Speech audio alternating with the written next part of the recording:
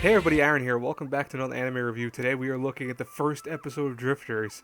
Now, I'll say this right now. Drifters, holy shit, does it look like Hellsing Ultimate. Damn.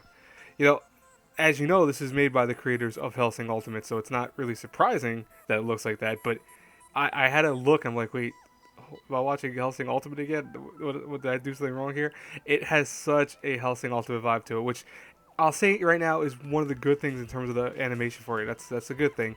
It also has some issues with it that are the same issues I have with Hellsing, so I'll talk about that too in the review. But overall, very solid first episode. I think it was not the best first episode of the season, but definitely very good.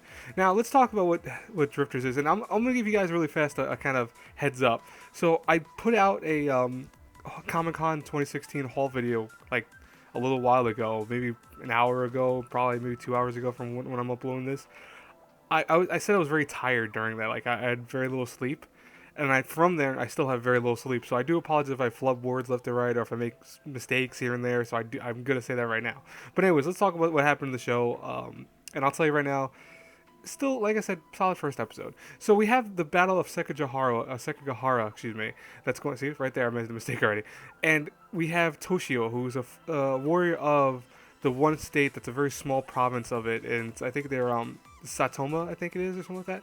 And I believe that he's a warrior of really high regards. I mean, everyone's afraid of this dude. He's kicking ass. He's slashing people left and right.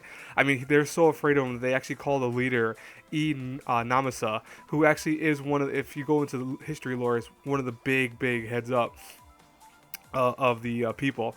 Now, what's funny is though is that they call him in because they can't fight against this guy. Like Toshio is just kicking ass everywhere and killing old people, and Toshio then stands his ground against Ionomasa as they are heading towards him. And unfortunately, it looks like he gets hurt really bad. I mean, he gets stabbed a whole bunch of times by spears, but he actually wanted that to happen because what he did was he pulls out a gun and lets him shoot, Namasa right up close, so point blank range. Now it doesn't kill Namasa as we see, or maybe I think history shows that he didn't die that day, but he does get hurt, and they retreat, leaving Toyosa kind of hurt. Of course, I mean Toyosa is now gonna die most likely. I mean he's been stabbed by what 7 different spears we saw, and he's walking around trying to go through the forest, half dead. And then all of a sudden, as he takes a step, he ends up in a strange place that reminds me of something straight from the Matrix.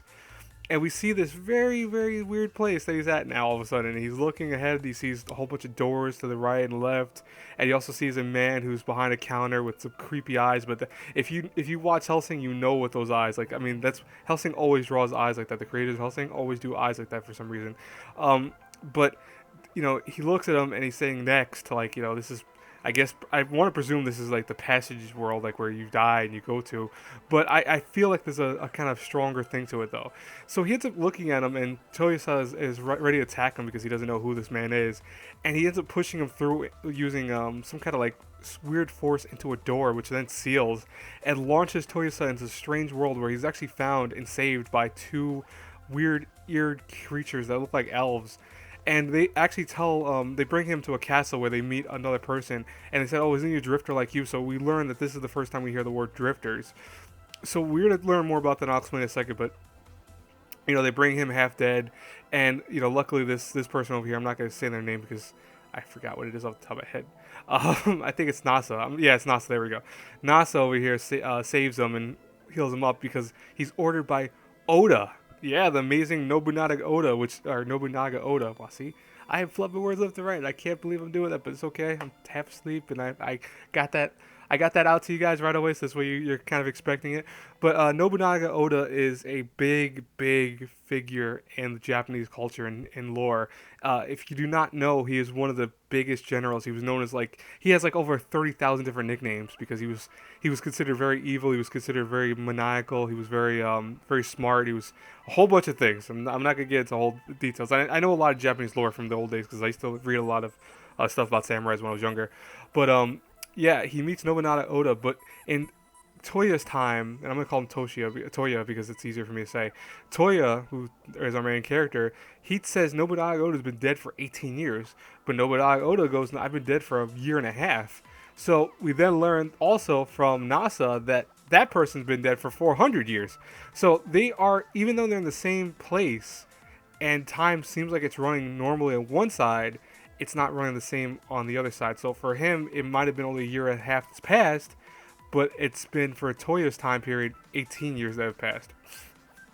Now, you know, Nobunaga, they talk about this. They talk between themselves about how they were thrown into this world together. So they're not together like literally, but in the sense that they all are what they call drifters, people that apparently are thrown into the same kind of world line. They don't know where they really are at, but they have an idea that at least they are from different time periods. That's obvious. Now, Hellsing Ultimate did one thing that I really disliked was this kind of comedy stuff where it threw. I mean, I don't hate it, but it's for here as an example when they're talking about Toya's hometown, which is a very hick like area. It's considered a very small part of Kyushu, but they're making fun of them and stuff like that. They have this little chibi kind of drawing stuff and all this weird drawings, and I'm like, I have issues with that to a point. I don't hate it. I just have issues with the comedy parts of this, but it's not bad. At least I don't think it's as bad as Hellsing's Ultimate's comedy stuff. So I feel, and at least it's not like Taboo Tattoo. Like Taboo Tattoo doesn't understand when to pace things. You know, everything up to this point has been serious, and then it's kind of died down into a calm state, and then comedy comes up. That's fine. I have no issues with that. There's nothing wrong with doing that. That's preferably something you should be doing, is having it where you can get into the state of comedy from here. But yeah, and then I do like also that if you're a huge history buff like I am, you actually I love this little quote. He goes, "Oh, I thought that person next to you was actually Mori Ranmu." Now, Mori Ranmu, excuse me, is a famous character from Nobunaga Oda's lineage, where, Oda was considered bisexual in many ways, and the thing was that his right-hand man, quote unquote, was Mori. Now, Mori was very feminist, apparently, according to the lore of Japanese culture.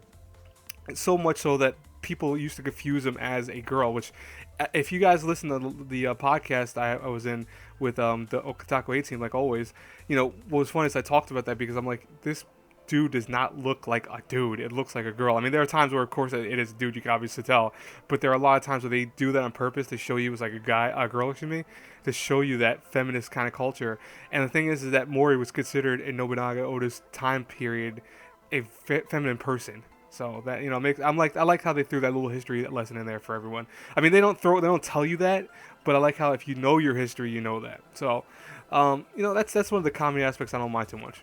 Now, we do see two other things happen by the end of the episode. We see that there's a huge army approaching somewhere.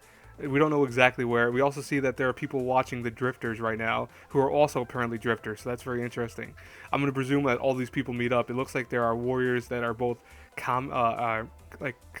commandos and stuff like that. So I presume that this drifters place has a whole bunch of different types of time periods and stuff like that. So I'm curious how that's going to go down. Honestly, it wasn't a bad first episode. I mean, I don't think it was as hyped up as it should have been. I think it was okay. I think there's no issue with that. I enjoyed it for the most part. But anyways, I will talk to you guys later because I really do need to get some rest now. Have a good day, everyone. If you did like this review, despite me flubbing up left to right, please hit that like button, subscribe, share the video. You know the whole nine. Bye-bye, everyone.